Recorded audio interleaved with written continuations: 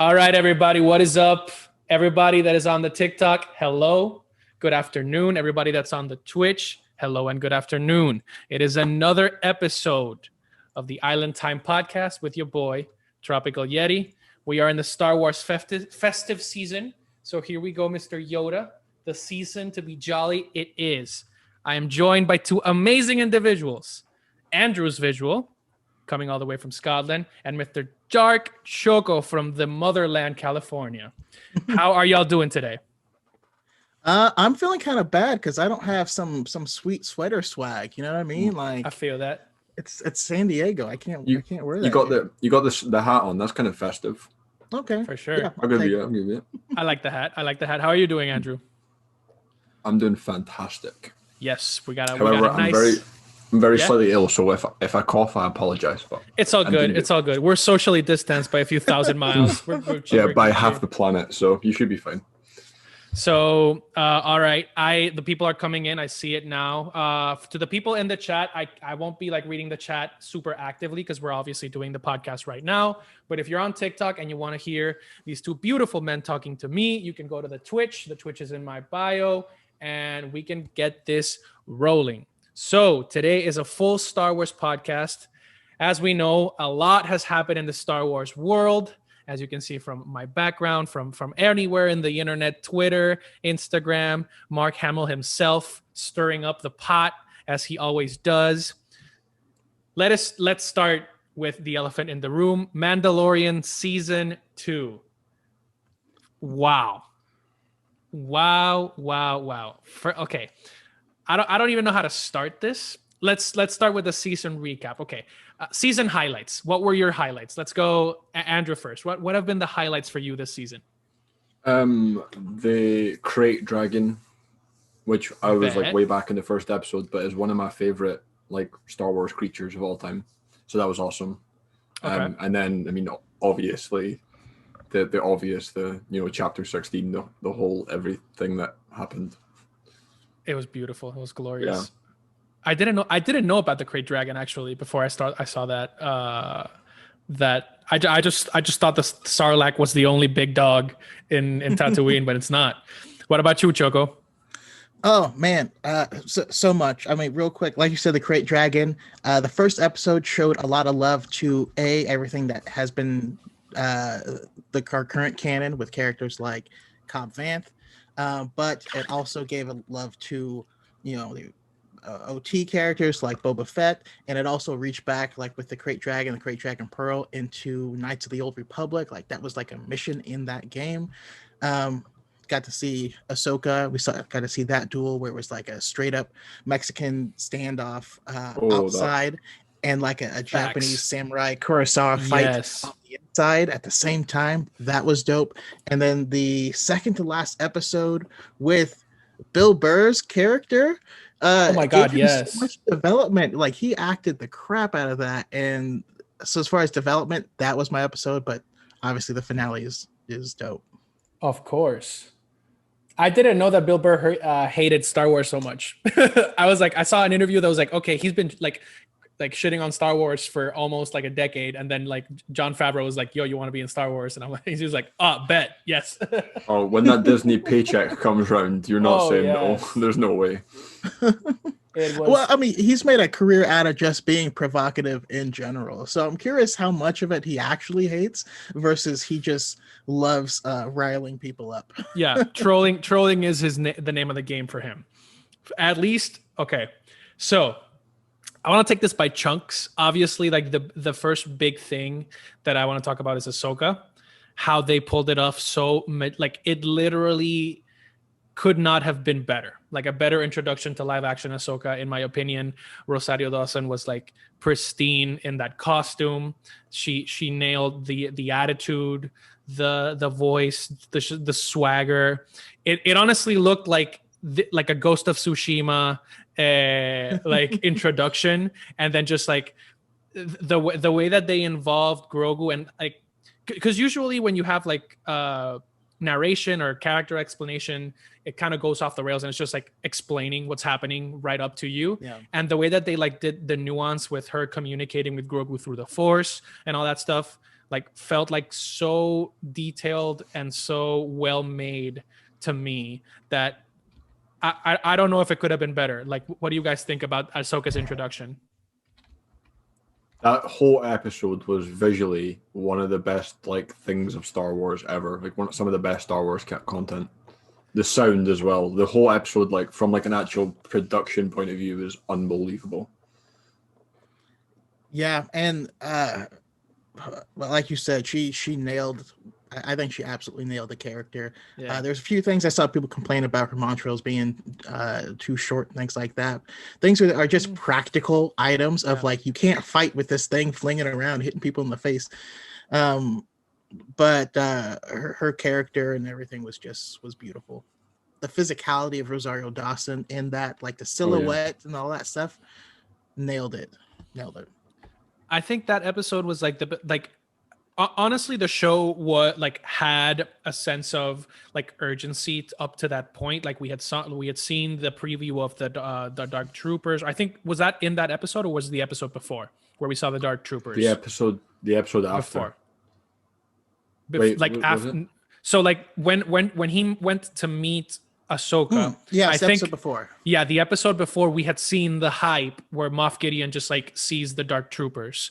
Oh yeah. And I was like, oh, something's gonna go down for show. Like this is gonna be like intense. And then we had like Ahsoka's meeting that I know like everybody was hyped because it was called the Jedi. We didn't know if it was gonna be Luke. We didn't know if it was gonna be Ahsoka or like Mace Windu. I was like praying that it was Mace, but obviously Ahsoka is like bae for me too. So it was beautiful to see her in action. But like I think that episode was probably my second favorite in the entire season, and it showed to me, at least, I don't know about you guys, that we need to give Dave Filoni the reins of Star Wars, in my opinion. What do you guys think about that? Well, I gotta say, like, Dave Filoni is an expert story crafter, right? That's what he excels at. That's what he did the first season of Avatar: The Last Airbender, right? And that's how he got the job to go to Clone Wars. Yeah. I need him to just stay in a creative role. Like, I'd rather have someone else signing the checks and hiring the directors and stuff like that. For sure. But yeah, let's give him.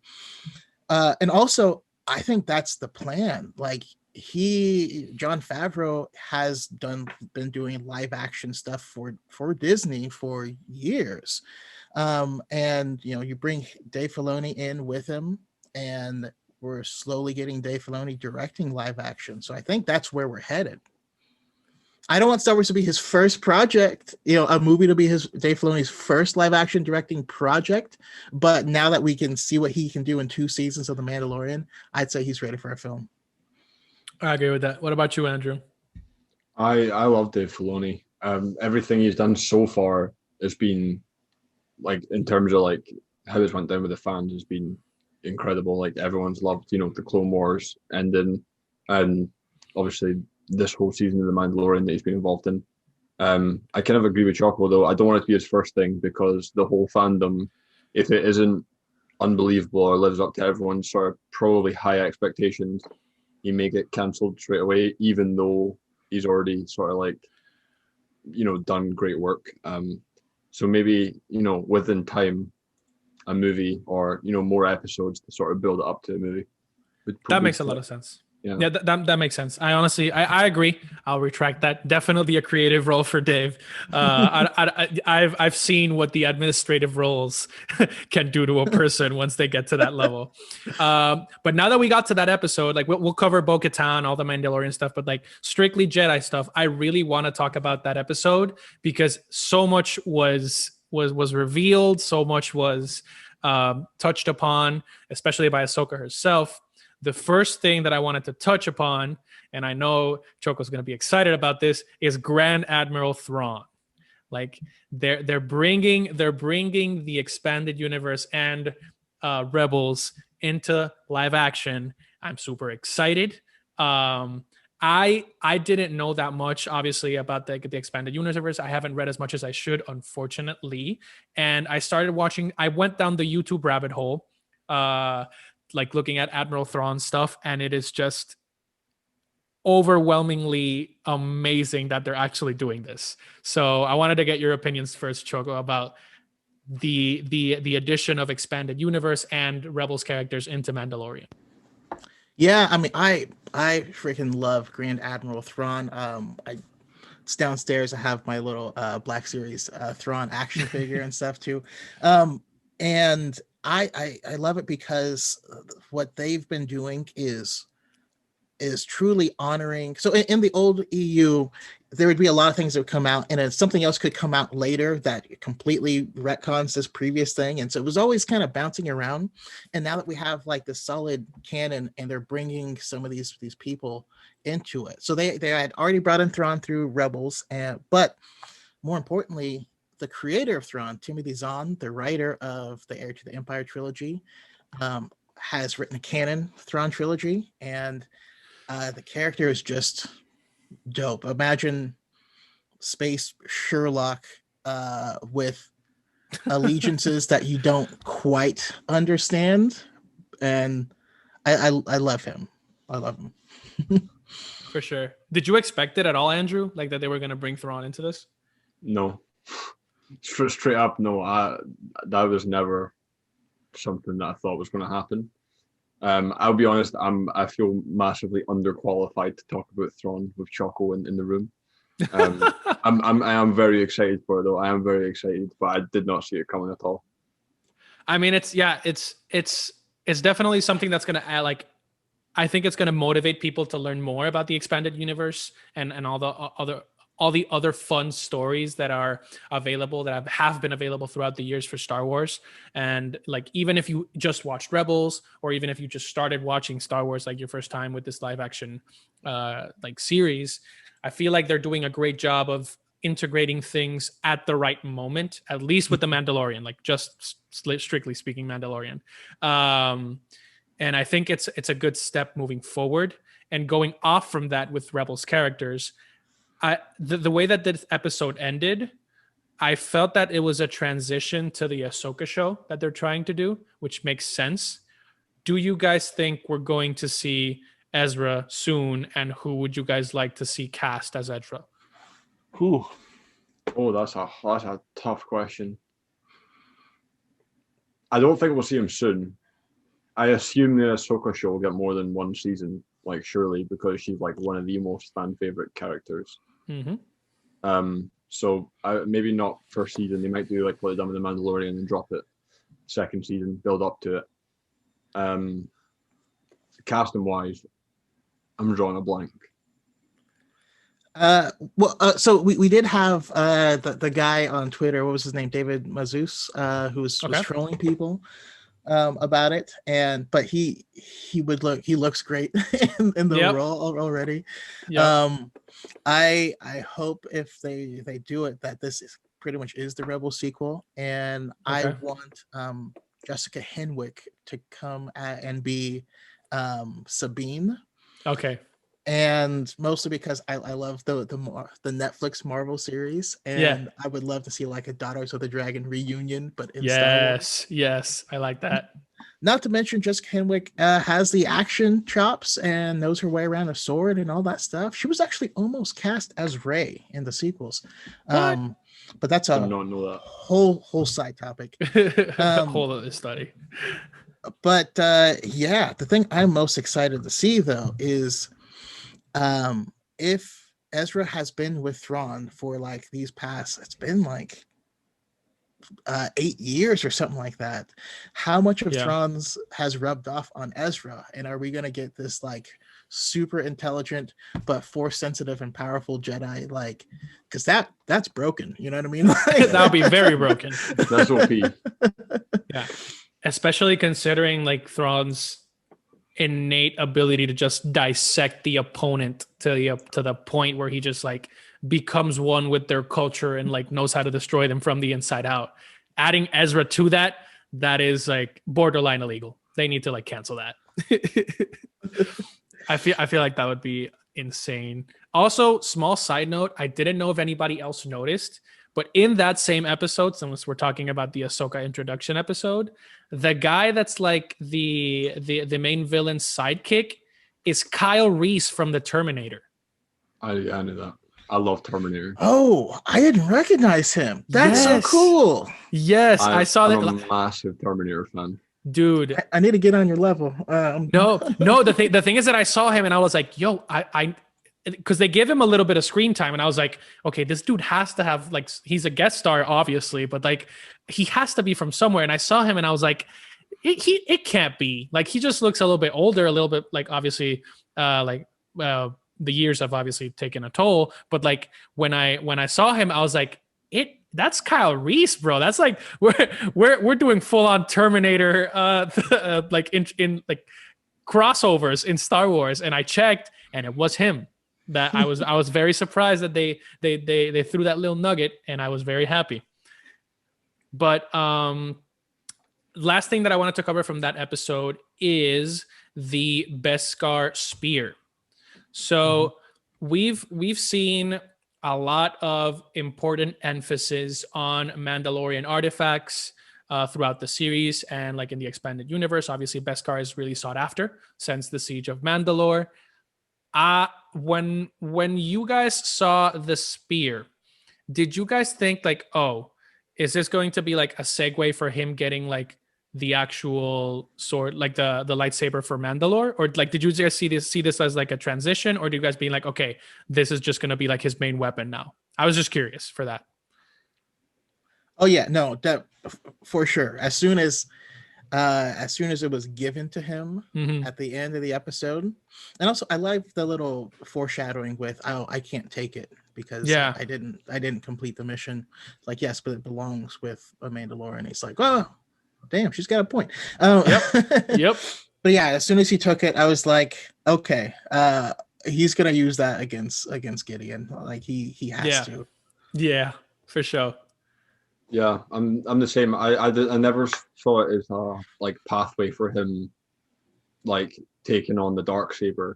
But as soon as he gets gifted like a melee weapon of Mandalorian artifact, I could kind of tell it was going to set up some sort of like no blasters, no equipment, just like a full on like quote unquote battle. Sword fight. Yeah, like just like a full on brawl, like melee fight.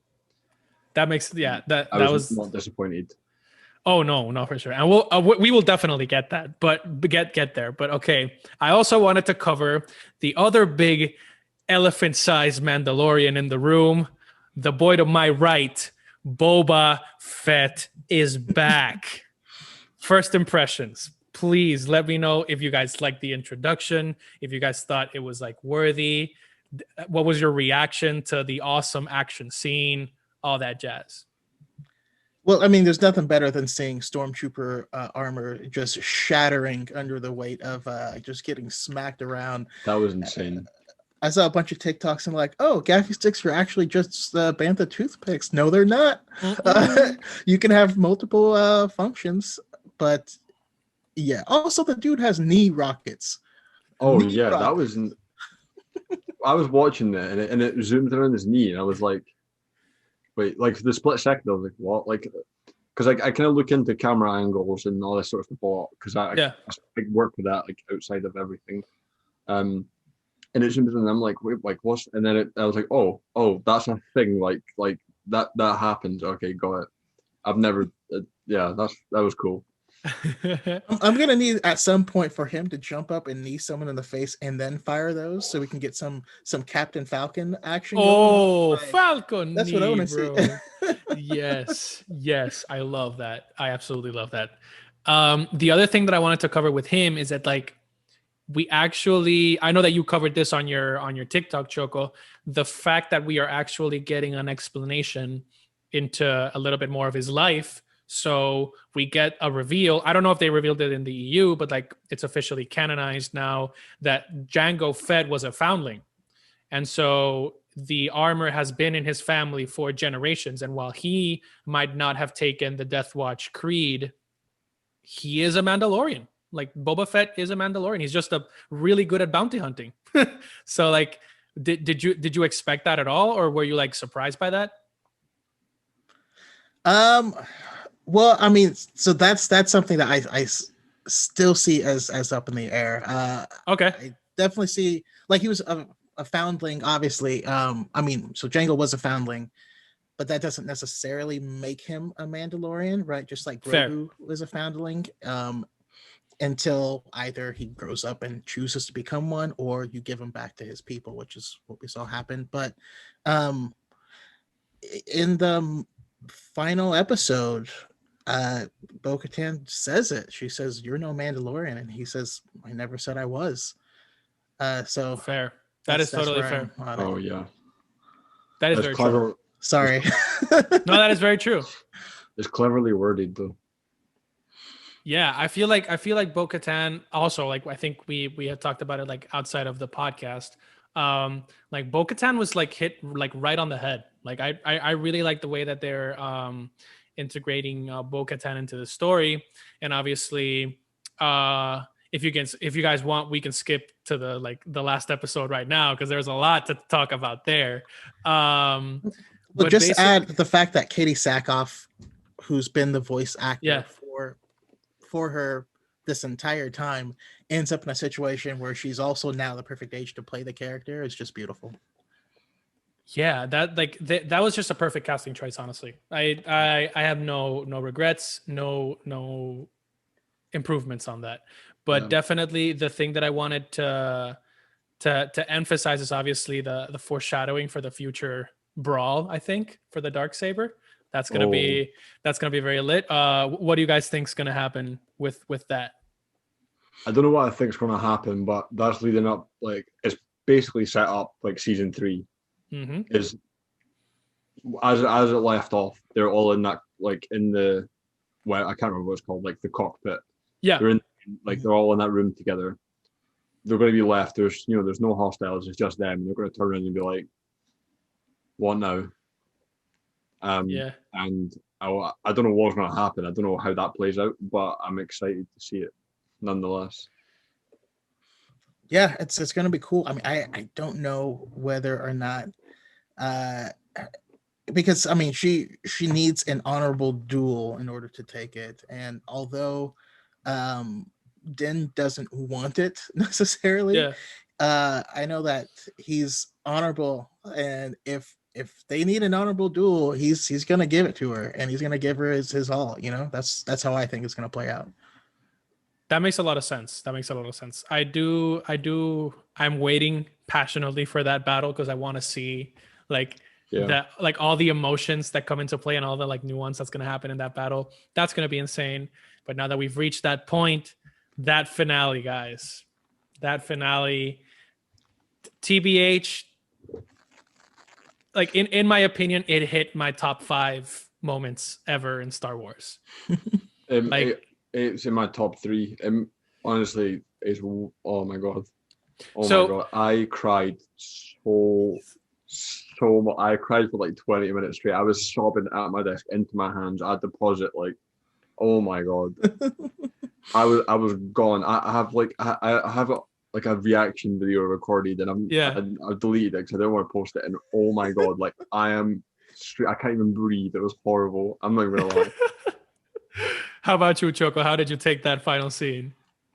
Oh man, I actually have my mine posted as soon as the X-wing pulled in. I was like, is that red 5? Is that red 5? Let's Yeah, go red same.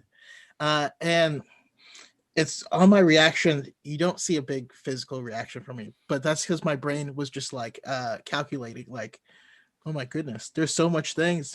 There's Yeah. so It's like buffering. yeah, exactly. It was amazing. I loved it. I loved having our own light side hallway scene. Like I always knew that we needed that. We needed to see Luke in his prime. We needed to have a Luke equivalent to the Vader hallway scene. But I was like, how are they gonna do it? Because we can't have Vader just chopping people to bits, like and so him doing it to the Dark Troopers is a great way to do it. Yes. It was perfect. Oh my god. Of course, we are talking about like spoiler alert, obviously, if you didn't catch the gist by now, we're talking about the Mandalorian season 2 finale, where we see the man, the myth, the legend, Luke Skywalker has returned. He is back in his prime. Oh my god. No more controversy on character management. This is just straight up post Revenge of this, like Return of the Jedi Luke. Like this is prime Luke, and I love the fact that they had Mark Hamill come back. I don't know if like he just did the lines or they just like reconstructed the lines from his footage in the No, original trilogy. he came back for it. Like He he came back recorded for it. it. Okay, Yeah, perfect. he recorded it over. It says over a year ago that they've been working on it.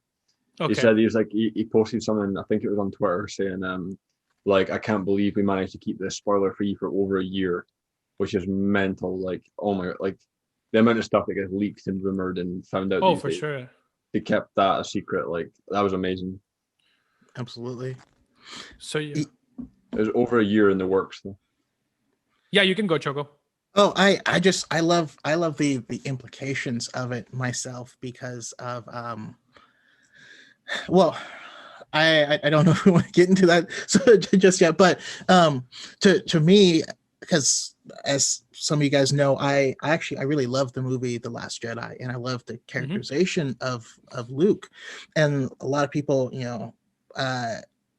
wanted to see Luke in his prime, and it was jarring that the very next time you saw him was when he's old and broken, For sure. But I love what this means because this is the lead up, right?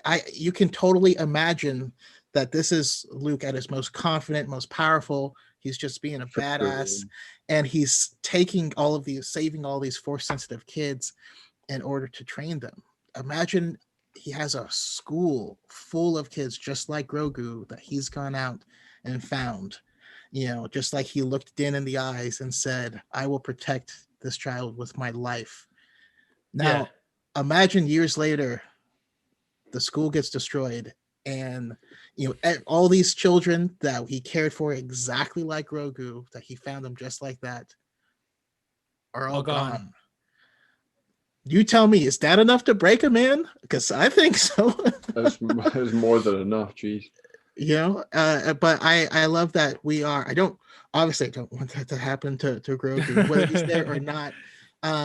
It is just filling in those gaps to help us find that trajectory, and I really like that.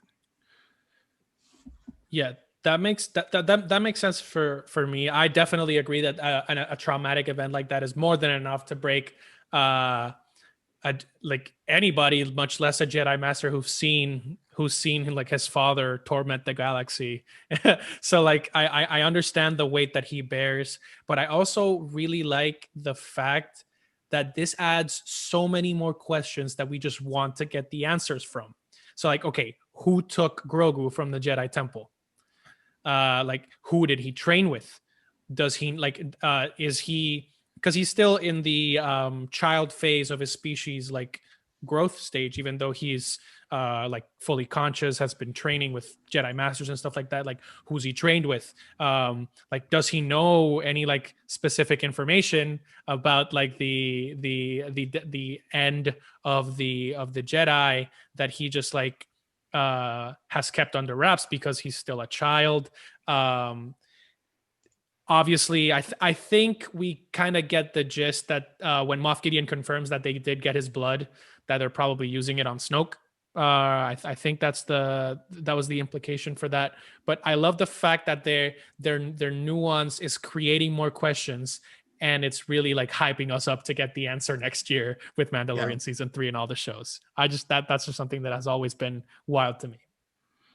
I need the next thing I need, with how much we all love Grogu now, is I need side stories of all these like force sensitive kids that end up being taken by that last episode's always the same, of Luke taking them to his temple. Yeah, I'll take 2 seasons for every child. I'm down. Yes. That would be, or even like they could do a mini. I'm pretty sure you were about to say the same thing.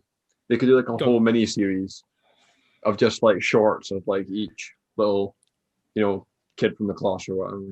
Yeah. What I was gonna say, similar to that, is I just had a massive Jimmy Neutron brain blast realization. I think that might be why Vader wanted the holocrons in Jedi Fallen Order, Mm-hmm. because he knows that's the thing. So that's why that's what came to mind. It's like, okay, she definitely knew that the holocrons had all the information about the force sensitive kids in the galaxy, and then Grogu was one of them. So like I know that they're trying to do like some MCU cinematic fix, like all the stars aligning perfectly, and I'm all here for it. I want more video games. Star Wars video games are like my bread and butter for me. I'll buy those any day of the week. But yeah, I really like the fact that they're adding more to Grogu in that way. Also, yeah, were you gonna say something? I was going to say also at the last EA's investor meeting, they said, yes, we are going to be doubling down on Star Wars video games because of how profitable they are. Yes, and have the potential of being. So yeah, we're getting more. And there was even a tweet from them right after the Disney investor meeting. It's like, oh yeah, this isn't all of it. So damn, bro. All right, I know we're like covering like stuff in stages, but since we're talking about the season finale, I also wanted to mention, obviously, Mr. Boba Fett has ascended to a new position. After the credits roll, in case you were patient enough and were like clearing your tears from that amazing finale, Mr. Boba Fett is now the ruler of the underworld, just like he is in the expanded universe. And I saw a tweet today because they did say that there's the Book of Boba Fett is going to be its own separate show.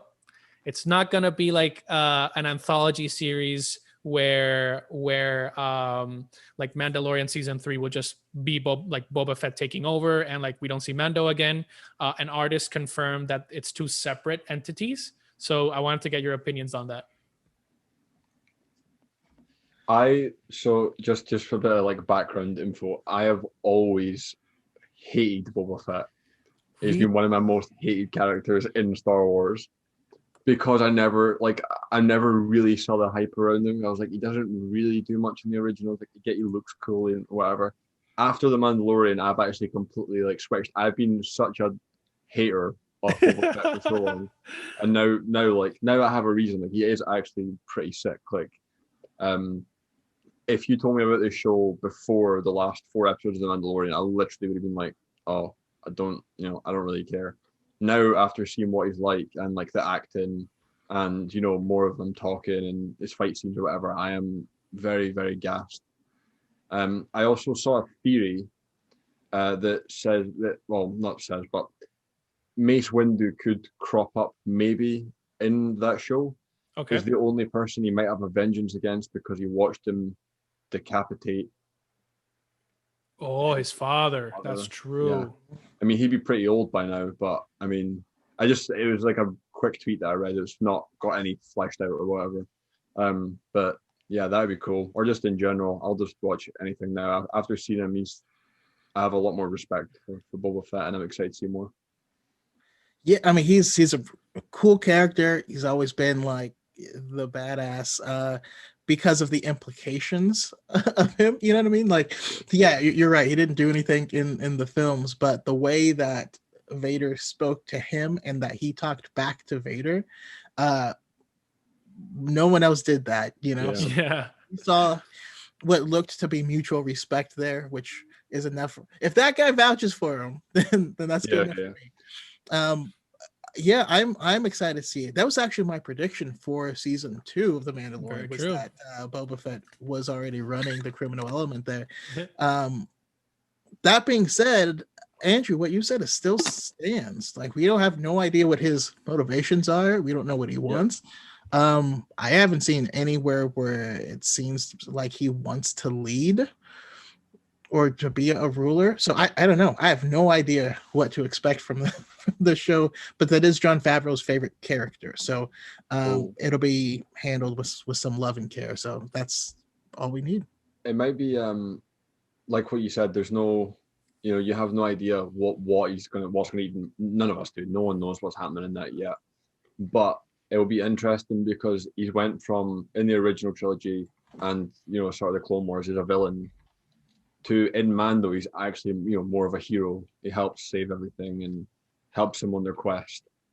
And then if he goes back to sort of hunting Mace Windu, then you're like, is he a villain again, or is he got a motive for it? And you kind of won't know what side to lie on for that. Yeah, It'd be interesting. Yeah, that for me, like that makes a lot of sense, and the fact that they could make it into a whole separate entity with just like Boba Fett being like a Godfather type gangster show. Like, I mean, like, shut up and take my money. Like, come on, you're not gonna get me to not see that. And also, I really like the fact that his armor now looks like Master Chief. So I like the cleaned up Mandalorian armor. The clean armor looks sick. It looks so much better. Oh my god. it makes me chuckle because I'm wondering, like, because he already had the ship Slave One, like back when he was on Tatooine. Did he like go to Space Home Depot and buy the paint? And he's like, someday I'm getting this armor back, and I need to be prepared for it. And like, because like he would have had all the resources in the original trilogy to do that. He was like on top of the world, Vader, and his armor was scuffed. Yeah. And then it's like, why now are you fixing it? Why are you trying to look fresh at 50 years old? And I'm down for it. It looks cool, but I didn't really see why. But hey, he's trying to get back on the scene and like strut, Yeah, well, bro. to be fair, right? If you're walking next to a full out, dripped out Beskar Mando, that's true. You're gonna have to, go on some drip of your own. You're gonna have to look a little bit fresher if you want to keep up, Yeah. And and the thing is, his armor has like rep. Like, people feared this man for decades when he was in his prime. So like, I can definitely see why he wanted to like come back with the vengeance and have a fully decked out like pimp my ride style armor. I really like that. It's like athletes pointing to the name on the back of their shirt when they score. Yes. Or like when whatever. They're like, yeah, you know who I am. You know who I am, man. Yeah, you know the name. All right. Speaking of that, we can transition perfectly into the second stage of this podcast, the Disney investor meeting with regards to Star Wars. So many shows. I wanted to get your initial reactions. The thing that I'm obviously most excited about, besides obviously the Boba Fett thing, the Kenobi series. Like, come on, like, we've been clamoring for this for years. And the fact that they confirmed that Hayden Christensen will be back. Dear Lord Almighty, yes, thank you. So I wanted to get your opinions first on the Disney investor meeting with regards to Star Wars. Ooh, there was so much. There was so much. When we had heard rumors that Hayden Christensen was going to be coming back, but then when Kathleen Kennedy said, yeah, he will be reprising his role as Darth Vader, I was like, whoa! I was expecting the flashbacks. You know what I mean? It's crazy though. Hayden Christensen is the same age that Darth Vader was now. But yeah, I'm stoked on that. And I feel like a lot of people are sleeping on Visions because I love anime. Mm-hmm. And if we're getting an anime style anthology series that takes place random points of time in Star Wars, that's going to be incredible. Acolyte looks going to be incredible. Ahsoka. I can finally get into anime. It'll be my first anime. Well, I that's a whole other conversation. Like, you need to get on the train, my friend. But yes, that would be a great Acolyte, introduction. I'm most excited for the Acolyte. Besides it's that and Kenobi, which is like that's not even, that doesn't count because it's Kenobi. Everyone's excited for that, but the Acolyte I'm very, very excited for. Yeah, like that. Those two seem amazing. Bad Batch, I think. I don't know if they're doing like a Western style where they're just like the Bad Batch is just like doing jobs, or they're just like rogue assets right now. Might be like the Expendables. Yes, that would be something I'm definitely down to watch. The thing that I really wanted to touch with those shows before we get into like the technical stuff of that meeting is they basically confirmed that there's going to be a rematch. Like the Mustafar rematch is going to happen, which Oh I my God, think, yeah. will retcon A New Hope, or like maybe he could be referring to the second battle when he says like I haven't felt his presence since maybe their second battle. That like makes sense. But bro, if we get a hallway scene Vader against like an experienced, like downtrodden Kenobi that's seen his like loved one die at the hands of Maul, like I expect this to be like Clash of the Titans. Again, What do you guys think? it was Clash of the Titans the first time. Facts. It's going to be even more devastating the second time. The first time was him almost sort of, well, it was him turning to the dark side. Now he's like fully gone. He's fully just going to be a cycle, like a proper villain. Yes. Yeah, it's Clash of the Titans squared. Yeah, I mean, so Vader says, when last we met, I was but the learner. And a lot of people are like, oh, is that going to be a retcon? Maybe, Yeah. but maybe not. I mean, Yeah. if at this point in time he considers himself to be Vader and not Anakin, and Anakin's dead, Yeah. maybe he's talking about Vader. Last time we met, I was learning how to be Vader. For sure. This fight's not going to go the way you think. I don't know. It doesn't matter what way it goes. It's going to shatter the earth. The internet's going to break on that day. I need to find out exactly how Obi-Wan found out that was Anakin, because he left Anakin for dead. Yeah. You know what I mean? That's never been like explained how he found out. Oh, that's going to be so interesting. I've never thought about that. Do you know what I think could be amazing? This is just a theory. I have seen nothing on the internet, but the fact that like in the trailer, or like I know they had a teaser, and some things were said about like previews of what could be happening in the series. We have to keep in mind that during this time he will be training with Qui-Gon Jinn and with Yoda to learn the secrets of immortality and stuff like that. What if Qui-Gon reveals that like the promise that he made him make in his deathbed turns out to be like, oh, this guy is like gone now. He's going to be like the threat for the entire galaxy. That would be insane in my opinion. I don't know about you guys.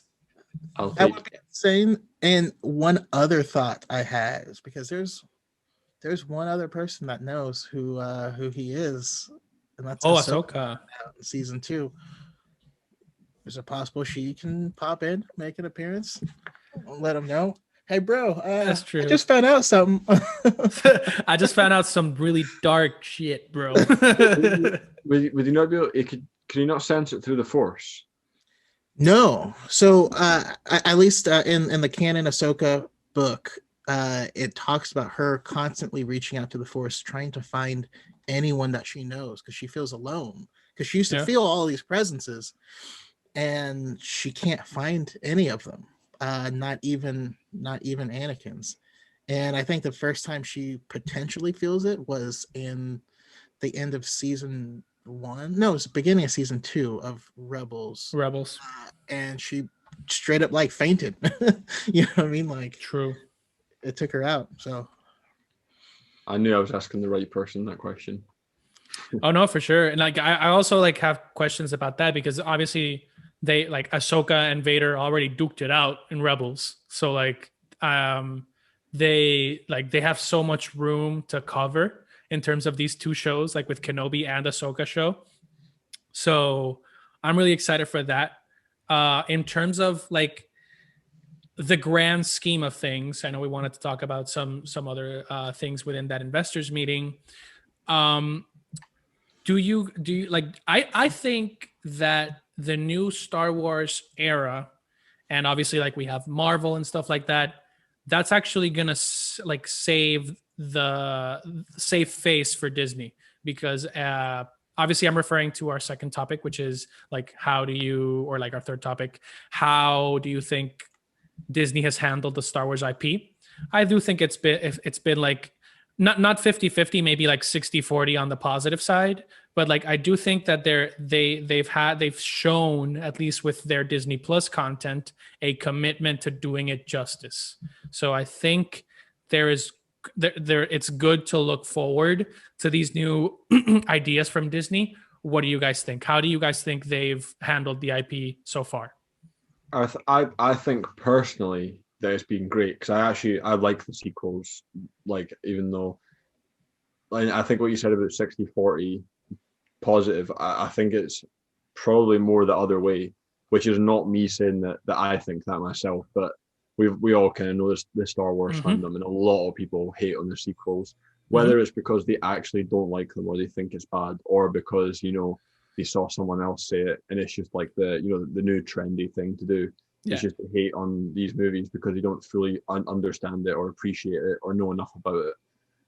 I personally think Disney have done a great job with the movies, with the callbacks to old movies, with the new stuff, and obviously, of course, with the Mandalorian and with the Disney Plus content. I think it's all been great so far for the most part. Obviously, I have like little things, same as everyone, that I would have preferred or changed or whatever. But in general, I think it's been great.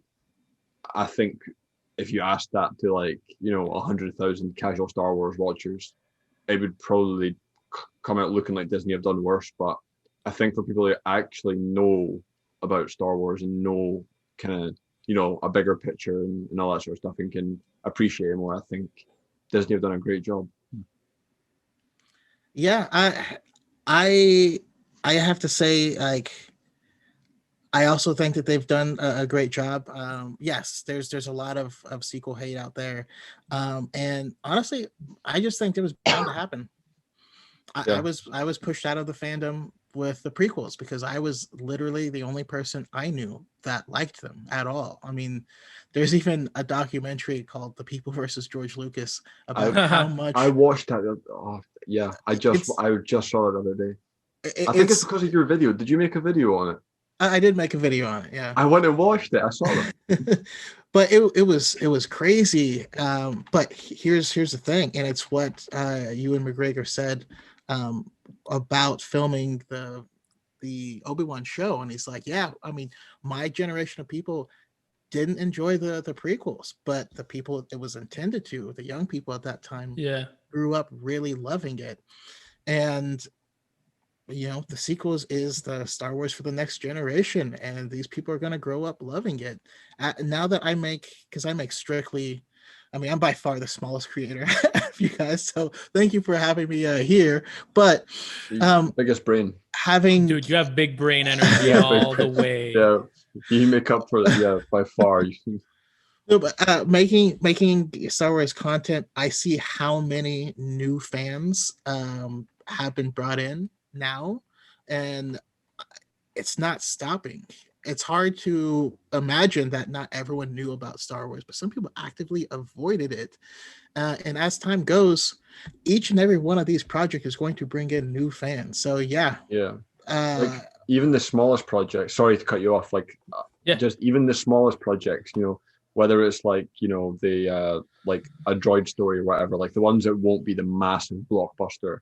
The sort of projects, even the ones like that will be someone's first Star Wars thing, first Star Wars content. Like every single project will bring new people in, just like what you said. Yeah, absolutely. And then as far as their overall handling of it, like I said, it was bound to have people hate on it because they were expecting to. There's on my channel, most of the complaints I get are things that were clearly explained in the films or was going to be explained in subsequent films, but they grabbed onto it early and never let go.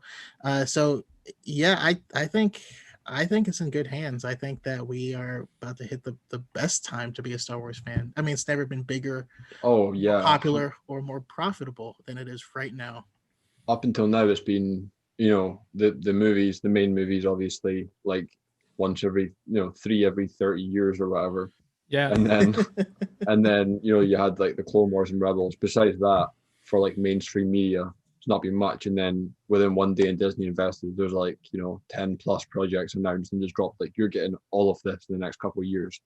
It's worth a hell of a lot more than 40 billion. $4 billion dollars now. I mean, the stupid little mobile game Galaxy of Heroes, which I used to play incessantly myself. Yeah. That game on average pulls in $200 million per year. That game alone, like they're doing well. Yeah, Star Wars properties are never gonna like go out of style, because that like it literally revolutionized pop culture. And like another thing that I've like been really into and keen with, which is a perfect segue to what I want to talk to you right now, is like the video games.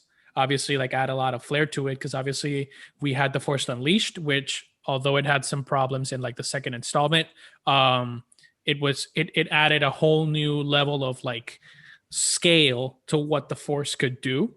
And that leads me into like the question that I have now. What other shows would you like to see Disney Star Wars go for? So I know we have Ahsoka, we have Kenobi, we have The Bad Batch, we have Visions. I was talking with a friend, and he mentioned a Vader series or a Vader mini series where he's like coping with the fact that he is now a robot, or like how he's trying to cope with like, okay, how do I bring Padme back to life now that I am a Sith, or something like that. I think that would be pretty interesting. And the other one for me, at least, definitely Starkiller. Like if Starkiller has his own series, like GG's. But I wanted to get your guys' opinions. Where would you see Disney Star Wars shows going? I've said this for years because it's my favorite Star Wars character. A Qui-Gon Jinn like origin prequel sort of series. That's my favorite Star Wars character. I can't even tell you why. I used to watch The Phantom Menace with my mum all the time growing up, and I've always just loved Qui-Gon Jinn, and I will do anything to see more. That's my answer straight away, without a doubt. Qui-Gon Jinn.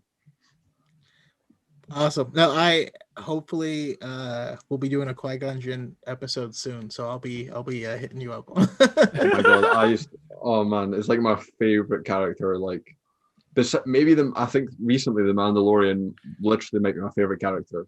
Like then, yeah. But if you asked me, like for the longest time, for forever, pretty much, like who my favorite is always Qui-Gon Jinn, and people are like, he's cool, but he's in one movie and dies, and I'm like, I can't even explain it. Like I'm not even backing it up. I just love him. Yeah, I love Liam Neeson, and like I said, like it's literally just based off. I used to watch it with my mum all the time growing up, and we always would start on the first one when my sister stayed at someone else's house because she hates Star Wars. My mum likes it. We'd start on the first one, and then we'd never get to watch the second one. 4 months ago, by like, right, we'll start on the first one, and we just watched the Qui-Gon Jinn, and that Darth Maul's my favorite villain for the same reason, pretty much. Obviously, with the Clone Wars and stuff now, he is like really badass. But yeah, Qui-Gon Jinn and Darth Maul were like my favorites growing up, so I would do anything. We've had a lot of Darth Maul, so I'm not too bothered about that. But for my boy Qui-Gon needs to get more love. For me, and I'm sorry, I have too many. There's too many things. So like, okay, so I've done a couple of these like things where I do a pitch on TikTok, but yeah. You saying that the Vader miniseries, what I want from that is I wanted to tie it to the Old Republic and have a show where the rebels find basically coordinates to some ancient machine, and I want that to be a Star Forge, which is the Old Republic. It brings in the Rakata, so they're trying to get there, and I want Vader to also get there. Yeah, and so while they're trying to explore this ancient technology, Vader's there. His ship is damaged, and basically he's picking them off one by one. He's like this specter that they're. He's the villain. He's the monster of this monster movie of just like all of a sudden. For sure. You hear breathing and you're like, oh crap. Gotta get like a Dead by Daylight. I haven't played the game, but something like that, sure. It's like there's a villain who picks all the normal people off one by one. This is like pretty much what you just said. Yeah, basically a monster movie, which Vader is. Like Vader can be a monster really easily, as we've seen in Rogue One. Yeah.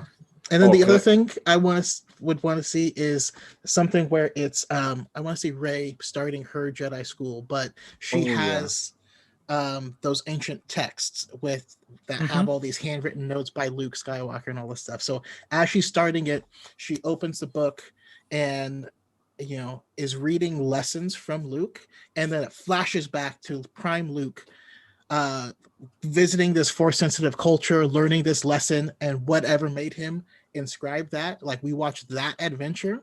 That would be it's so like a side by side.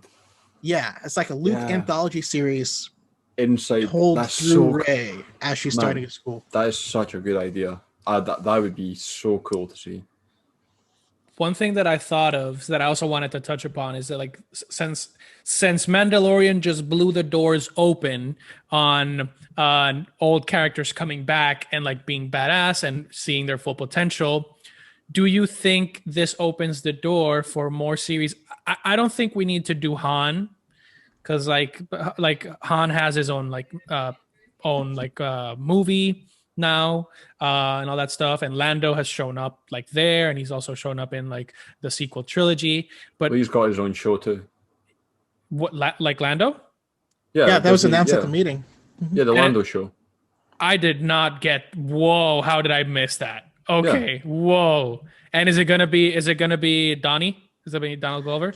They didn't say. It's not. I assume like he's too well loved to not cast him. But yeah, it's a Disney Plus show. It's just called Lando.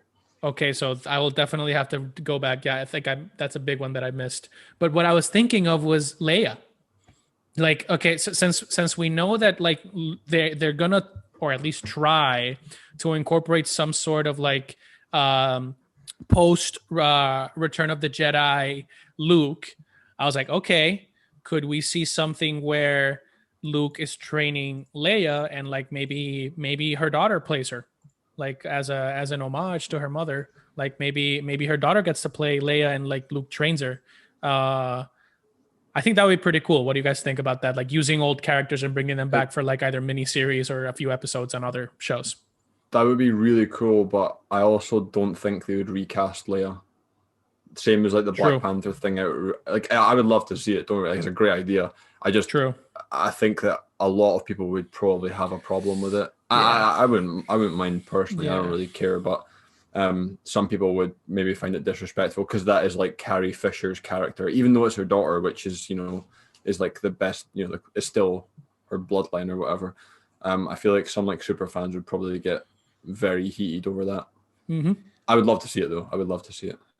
I gotta say, the actress Millie Bobby Brown, if you've seen her, is a dead ringer for young Carrie Fisher.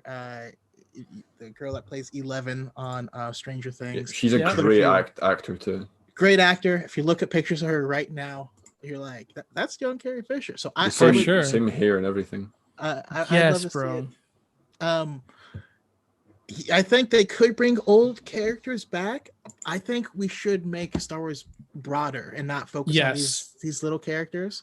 But I will say there's a TikToker who just started making Star Wars content by the name of Jedi Starkiller.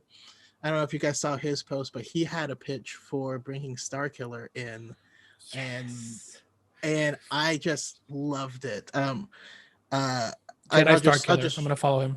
Yeah, I'll just share his thought, but basically, Luke has been able to come to terms with the fact that Anakin is his father. Anakin, not Vader. Well, what if there was a time period where there was the secret apprentice, and that secret apprentice views himself as the son of Vader, right? He's the heir to Vader. Ooh. Is the heir to Anakin, and have them have this vendetta because Luke, and have that come to a head. Like, that is beautiful, I think. You are pulling at my heartstrings, man. If not me, Jedi Starkiller. Yeah, full. Yeah, I like that. Like a "you're stealing my dad" kind of thing. Yeah. I mean, echoes of both of them. Damn, bro. Like that would, and that makes sense because obviously we know that Star Wars is meant to be like poetic. It rhymes. So I do see how that would have a place in the Star Wars lore. I do still want like a Starkiller show, maybe after the second game. Not sure how they would tie that in with that, but that definitely sounds like a great pitch, and I would love to see that in real life. It would also probably set up a Prime Luke versus Starkiller. Oh, jeez. Oh, Lord. That would just be devastating for everything. Bruh. Well, now that we've talked about that, I can get to the last topic, which is the future of Star Wars. I know you mentioned this, like Choco, focusing on broadening the scope instead of just focusing on these like small or like this contained stories within the Skywalker saga. Knights of the Old Republic. We have a lot of lore there.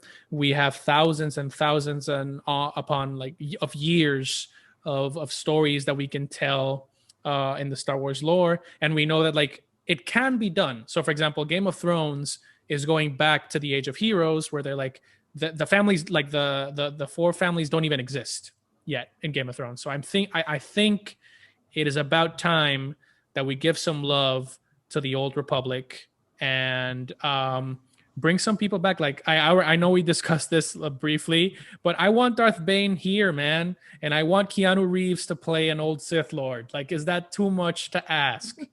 Come on, what do you guys think should happen in the future of Star Wars? That yeah. So I know when on stage when they talked about Visions, she just blew through it real quick, but she did say it was going to be stories from 25,000 years of Star Wars.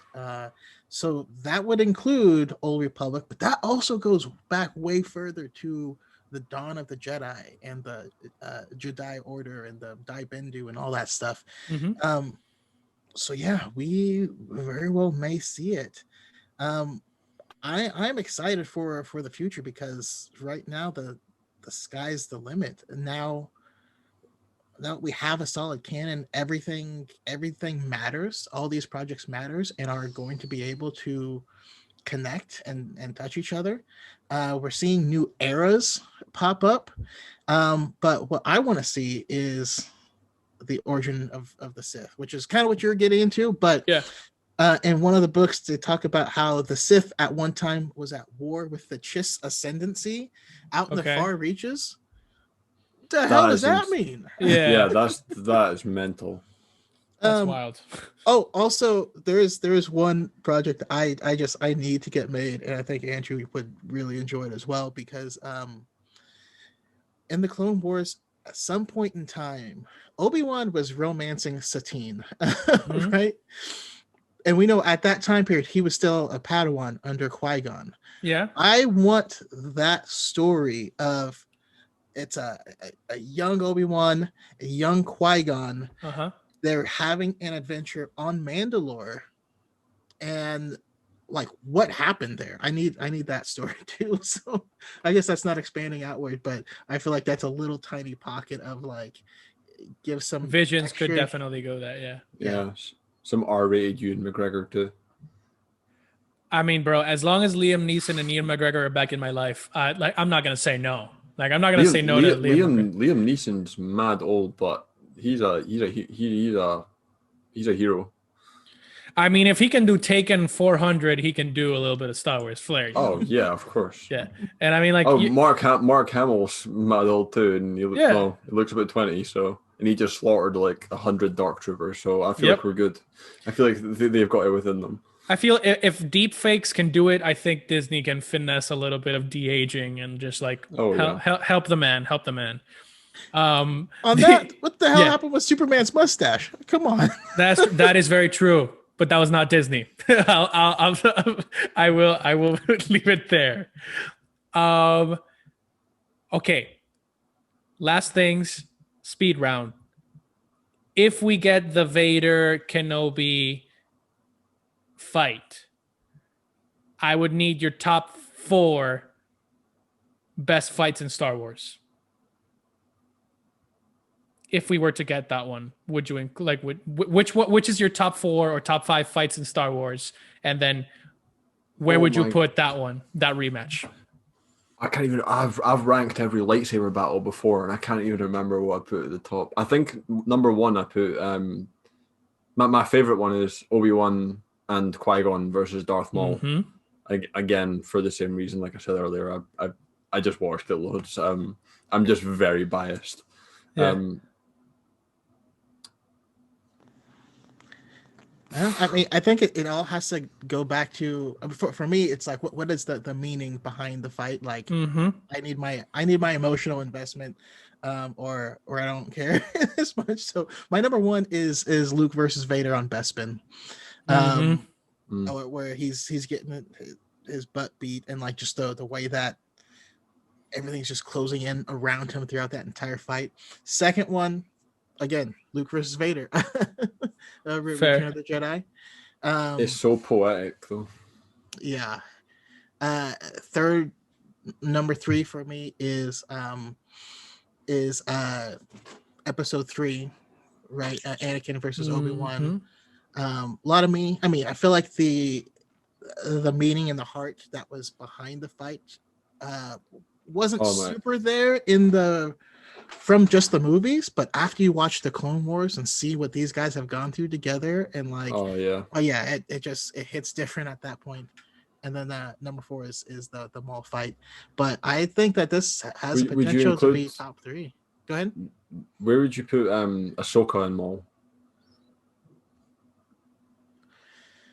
Oh, would that make top 5? I was just doing live action. Yeah, that's what I was thinking. I don't know if you're buddy, because that's a insane fight. I have my top 5. That would once you're done. Yeah. Mine would be episode 1, then Luke on Bespin, then episode 3, and then Luke and Vader. Again, like it's similar to yours, just kind of shifted in a different order. And I put my number 1 as episode 1 based off like real life emotional attachment, as opposed to like attached to the characters, like more nostalgia. But yeah, I have a similar top 4. Like what you said though, with Vader and Obi-Wan, with everything we know now in the Clone Wars and everything, and then returning and Hayden Christensen again, that who knows where that's going. That's going straight in top 3 somewhere. Absolutely. That could be insane. Like I feel like they're not going to mess that up. And more than Ahsoka and Maul, Ahsoka and Vader to me is higher. Yeah, that's what I was gonna say. So my top 5, I'm gonna go in reverse order. Okay. At number 5, I'm gonna go with dark pick, like a sleeper pick here. Obi-Wan Maul, like the finale. Oh yeah! Oh yeah! Oh, the finale of Obi-Wan Maul, like just like in terms of meaning, that hit me straight in the feels. Oh yeah, it's like a weird love story, bro. And then like I saw so much content after that, like explaining every single detail. The fact that Maul tries to go exactly for the same move that killed Qui-Gon, and Obi-Wan saw that shit like from a mile away, bro. And he just switched his stance, like right there. He's just like, "Oh, I got this. I got this. Yeah. No question." He switches his stance first to make Maul go for the same move. To like he has like subconscious. Yeah. That's how Qui-Gon Jinn done that, and this is how you kill it. And then last second just hits him with an Uno reverse. Yes, yeah, reverse Uno card. It's so clever, yeah. I love you have activated my trap card. Yeah, you fool. You have activated my trap card. At number 4, I have Ahsoka Vader. At number 4 is Ahsoka Vader for me. That just had like the moment when like he looks at the screen and just like you hear both Vader and Anakin's voice at the same time calling her name. I'm like, oh no! Oh, it's gonna make me cry. You're gonna make me cry again. So briefly touch on how that's also, in my opinion, the greatest Vader entrance of him standing on top of his ship, slowly lowering down with the floodlights on and his lightsaber. And you're just like, oh, I thought this was bad already. Oh no, bro. I think it's honestly that one, Rogue One, or Jedi Fallen Order. Where you're like, bro, as soon as I heard the breath, I was like, oh, cheeks are getting clapped. Cheeks are getting clapped right now. So I would say, Ahsoka Vader, number 4. At number 3, I would put Duel of the Fates. So Obi-Wan, Qui-Gon, and Maul, just because there's so much to dissect in every section. Like the fact that Maul is just like overcome with rage, and like Qui-Gon is just like at peace, like just waiting for the perfect moment to strike, and Obi-Wan's just like, Lord help me, I need to get through these barriers now. Yeah, So, he is. Oh, I love that. I love it. and we can discuss that at length later. At number 2, I would have Anakin, Obi-Wan in Mustafar, and at number 1, Vader, Luke, and Bespin. Honestly, like that's where do you put a hypothetical or yet to see Vader versus Obi-Wan? I would move each one of them down, and I would put maybe a top 3. So I would take Obi-Wan, Maul out maybe, because that's more of like a fan pick. But in terms of like knowing now the potential that it has, it's hard to say exactly without obviously seeing it. But yeah, like there's no way that's not going to be top 3. Because like that's my answer, because we've already seen him in Rogue One in live action, and we already saw how badass he is in his prime in Jedi Fallen Order. Like he literally tore that ship apart with no hesitation. So I'm pretty sure that a rematch against Obi-Wan in his prime of being a Sith Lord would be pretty intense and would warrant a top 3 spot. That's just my take on it. Yeah. Absolutely. Got nothing else to say. Yeah, for sure. All right. So I don't know. I've covered all in my agenda. Do you guys have any more topics you'd like to discuss, or do you guys have something that you're looking forward to in terms of Star Wars, Marvel, anything else you'd like to talk to? Oh, don't even get started on Marvel, please. We'll do that. We'll do that later. We'll do that one alone. That's way too much. But Star Wars. There's one thing I would say. It's not a topic, but I think it's so funny. You know, like, not that there's anything bad about it, but all the fans are like Hayden Christensen stands and are so excited because they're in love with him. They don't realize that he's going to come back and be pure white and bald. Like most, like they're expecting Hayden Christensen with beautiful long brown hair and his perfect skin. He's going to be in a Darth Vader suit. That guy is white and charred and like half dead. Like it's a little person McNugget. Yeah, it's more emotional stuff than it's not literally going to be Anakin in the suit. Like it's Darth Vader in the suit. I think that's funny. Well, I mean, we might get some scenes where Obi-Wan's having PTSD and he's thinking back. So I hope we get some Clone Wars flashbacks where we can see that would be sick. I want to see him dodge the bullet, armor and all this stuff, and which also means we could get some Commander Cody, Commander Rex stuff in there, in these flashbacks, and see where things went wrong. I don't know. I mean, I want to see Anakin live action dodge the bullet. You know, the one scene in the Clone Wars where he's, that would be sick. Oh yes. Even just make it an after credits. I don't care. I just want to see it. Ooh. Do you have another one, Choco? Because I one popped into my head, but I wanted to talk to you guys after that. Not yet. Sorry. For me, the thing that I would love to see in live action would be maybe a flashback. If we'd have like a mini series or whatever, even if it's like they could do it in the anime series or in the like a live action flashback of Anakin talking to the son when he's having his vision of being Vader in the future, and he just decides to leave, and like obviously they erase his mind. Like how Hayden would handle that would be pretty dope, because we've seen it happen already. So I don't know. It's just a fan reaction from me. No, absolutely, because I love, and I was just rewatching and dissecting the whole Mortis arc, and there's a lot of stuff there. I mean, I want to see I want to see 2 different genres get introduced into Star Wars. One, heist. I need a Star Wars heist movie, and where you have random people that break it in to get something from like some gangsters. Is Cassian Andor not? Is Cassian the Andor series? Is that not meant to be like that? I don't know. I don't know enough about it. I think they said something in Yeah. the little teaser you got that it was like it's sort of meant to be like it's something. I swear it was something similar to that. I might be mistaken. Okay, I Yeah. mean, I'll definitely Well, recheck that out for yeah, sure. because Yeah. like Rogue One itself is kind of a, like they're A sneaking in heist. to Yeah. steal something. Yeah. Yeah, I think that's like his like specialty is sort of like stealthy and get in get out kind of thing. So I think they said something similar to that. That'd be dope. Um, but I need a pirate show. I need Hondo Hondo, Onaka. oh yes, Maz Kanata at one point was a pirate queen. We got yeah. Also, I want Mayfield. Throw Mayfield in that show. Mhm. Whatever. It just be hilarious. Yeah, that's another thing I want to see. But another project we didn't really talk about was Rogue Squadron that Patty Oh. Jenkins is doing that movie, Mhm. and I I can't wait because Patty Jenkins, like her father, was a fighter pilot.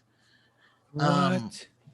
that's so she grew up with her A stories from her father. B like her dad leaves the house, he might not ever come back, but she knows how that feels behind the scenes. If she can make us love those pilots and show like their humanity things, because we Yeah. have awesome space battles in Star Wars more often Yeah. than not. We don't know anything about the guys in the Yeah. ships. If we can focus on their lives and make us love and understand these little people, we can get justice for Porkins. Oh, for sure. I yeah. think that could has potential to be really awesome. I did not know that her dad was a fighter pilot. That makes it like she'll have a lot, like it'll be more accurate and more sort of emotion based rather than like how many things you can blow up. Exactly. That would be cool. I did not know that. Yeah, for sure. That's actually a really good tidbit because they could definitely give some love to the fighters that actually like helped these larger than life characters become legends because they were legends themselves. They helped overthrow an empire with very limited resources. The other thing that I wanted to talk about before we leave is like, would you, considering all the um like the controversy, the backlash, the like back and forth insults thrown out from like cast, crew, whatever, do you guys think they would delve into expanding the lore behind the sequel trilogy? So like maybe having some like the Vision series cover maybe like Finn with his force sensitivity, or Ray going like you said, Choco, trying to develop her Jedi Academy. Like, do you guys think that's gonna happen, or do you guys think that's like a little bit too generous right now, considering that the actors have come out and said, yeah, they handled it poorly. I don't know if I'm coming back. What do you guys think about that? I think that if they were going to do it, the best place to do it is in a show like Visions instead of dedicating a whole project to it. Okay. If they do it a little bit, sort of like like a test the water kind of thing, where they can explore it but without giving it massive like Resources. investment and and time. Visions would probably be perfect to do it in, like even if it was just like one episode that kind of touches some of the sequel lore. But yeah, I don't know. I don't know about the whole the actors kind of trashing on it. I don't know where I stand on that, but if they were going to do it, Visions or like one of the shows, just dedicate a little bit of time to it instead of a lot of money and people and time and whatever. Yeah, I mean, I think they will absolutely do it, just not right Yeah, now. I mean, I well, would I they've would love to see already it though. I love the sequels. because they've already started. Like, because people pointed out, hey, they didn't announce any sequels projects, and I mean, I think the reasoning behind that is because we just got one like less than a month before with Yeah. the Lego Holiday Special, and people love that. Yeah. Like we just got one. With any of these other movies, with these other trilogies, we haven't touched that material again for years. We didn't get the Clone Wars movie until 2008, and then before that, we never had touched the original trilogy characters Mm-hmm. again. So yeah, just give it time. Again, like one of my friends that I've made through this, Victoria Vader, awesome content. but she talks about how she runs a dance studio, and now these little girls come in arguing about Star Wars on who won fights, and like that's unheard of. But Yeah. you know, in 5 years, I think we're looking at a different landscape. 5-10 years, Yeah. absolutely, will expand on it, and after a while, um, yeah, all these new people joining the franchise are gonna have a different view on things. You know. That makes a lot of sense. Yeah, and that like that does give it an accurate and an apt enough time span to where we can enjoy more of this era that just happened with Star Wars and not feel like the pressure of like recency bias and stuff like that. Yes, sir. Lando Star Wars for the win. I There you like go. that. The other and finally I wanted to talk to you about like the rumors. I don't know if they're confirmed, but is it true that George Lucas wants to do his own trilogy, like his own sequel trilogy? I've not heard that. I would be shocked Yeah. if that's the case, because we actually know quite a bit about what he had created and pitched to Disney in 2012 when he sold it. Mm-hmm. Like the Luke that we got is what he wanted. It was actually going to be worse. He wanted Marlon Brando in Apocalypse Now style Luke. No! Oh no! That's literally what he said. He's like, I want Colonel Kurtz, Yeah. Luke, and you know the villain of that was they called him Jedi Killer, but it was it was pretty much the same. Spot on. character. So I can't imagine him. A lot of some of that was his like now all the stuff with the First Order and all that stuff. Yeah, that was all different. But I don't believe it for a second, personally. But I would love to have his input more on things. But just remember that the fan base ousted George Lucas From his own baby. That already happened. That's why he's Very true. Very true. That's very true. Damn. Well, on that note, I'm very excited. I'm very happy that Star Wars is back into our lives in full force, that it's back in the public eye and like running the conversation every time a new thing pops up. I'm super excited for that. Next time we will cover Marvel stuff, and I know Andrew is definitely excited about that. That's going to be the next podcast, just announcing that right now. And Choco, you are more than welcome to join and talk about superhero stuff if you want to. All right, because I love Marvel too. So yes, sir. Yes, sir. Gosh. I'm gonna set a nice cast for that one, but yeah, you can take this time to like plug your socials, plug your giveaways, plug your recent projects, and then we'll call it a day. Yeah, I'm Darth Chocolate on TikTok and on Instagram. I pretty much only talk about Star Wars, although I do dip into superhero stuff from time to time, and have a podcast called the High Ground Podcasts that you have been on. Andrew's Visual, you will come on at some point in time, and as well as my good friend Element 7 has a podcast I'm a co-host on called Dyad in the Force. So yeah, check it out. Ask me some questions. I got Brendan watching right now, gassed on my Twitch chat at the mention of the podcast. I know that he is like your biggest fan, by the way. Oh, I need to have him on as well. Yeah, he is. I'm not kidding. He is like your actually. I'm gonna out him right now. He's like your biggest fan. Yeah, I'm Andrew's Visual. I make pretty much like solely superhero content on TikTok anyway. This is my art on everything: Twitch and TikTok and Instagram and whatever, YouTube. I make mainly Marvel stuff, DC stuff. I do have 700 Star Wars videos if you scroll way down on everything ever. That's it. I've got a giveaway going on right now, but it'll be done by the time this is out and people are really seeing it, which is a shame. But I'll be doing more in the future. So get me the blue tick too. I'm almost at 600K. Facts only. All right, everybody. Thank you guys so much for tuning in on Twitch and on TikTok. I appreciate it. And remember, it is 5 o'clock somewhere. And so island time is all the time. Have a great day, y'all. All right. Officially, the recording is